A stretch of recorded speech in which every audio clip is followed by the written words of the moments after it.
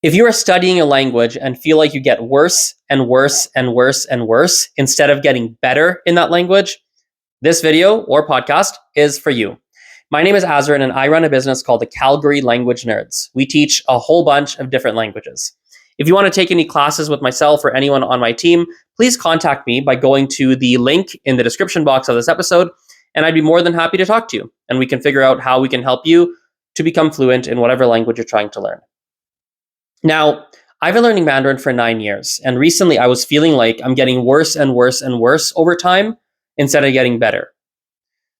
I was in Taipei over the summer, and at that point I felt super fluent, to be quite frank with you. But ever since I've been back in Canada, every week I feel like I'm sliding backward instead of getting better, even though I take a weekly class. I take one online virtual class every week, and I thought by doing that, I would feel like I'm maintaining my level. I didn't think I'd really get much better because I'm not spending very much time on Mandarin, but I thought I would maintain my level. The reality is, I feel like I'm getting worse. For example, today I just finished my class now, which is why I thought I'd take my phone out and make this episode to talk about what I'm feeling, because a lot of you can probably relate. I literally finished my class and thought to myself, oh my God, I made so many pronunciation mistakes. I made so many grammar mistakes. I forgot so many simple words. I stuttered all the time. I couldn't find the right words. Even the simplest of sentences weren't coming out properly today. Like, what the heck? Like, what the heck is going on here? And for me, I don't know if you can relate to this, but for me, I think it's a mental block more than anything. I don't think I've forgotten a whole bunch of Mandarin. It's not that 1 month ago or 2 months ago, I knew all these words that suddenly I've forgotten. Or it's not like my tongue has forgotten how to pronounce the language. I don't think so. I think it's a mental block for me. I don't use Mandarin very much in my day-to-day life right now. In fact, if anything, I'm more focused on Spanish, weirdly enough. And because of that, I think Mandarin has taken a back seat, and I just don't feel as confident when speaking in Mandarin. As a fun tangent, but a relevant tangent, the biggest lever you can pull, in my experience, to improve your fluency is confidence. It's not fluency, it's confidence. It's not like you can learn, that's not true.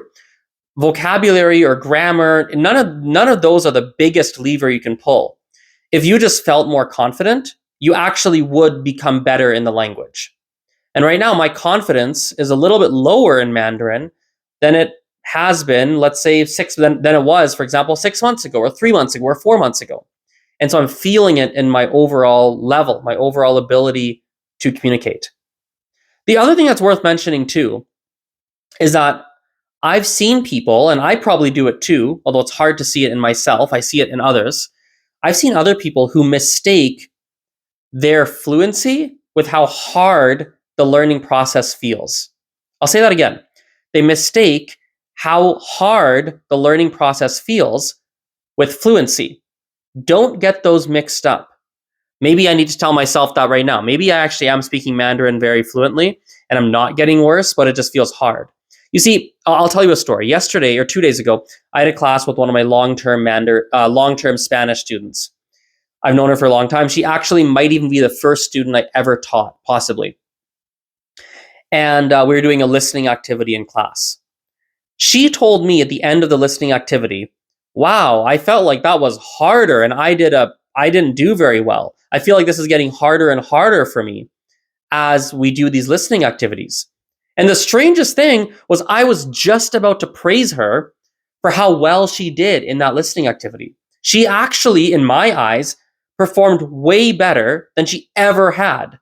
She understood it way faster. We didn't need to pause. There was a significant improvement a couple of days ago in comparison to like 4, 5, 6 weeks ago. And I was about to tell her, wow, you clearly are getting better at this because look at how well you did today.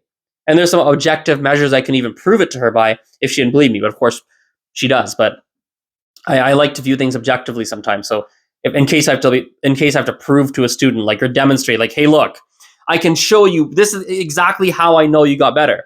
So I was like, yeah, you really did get better. And she's like, oh, interesting.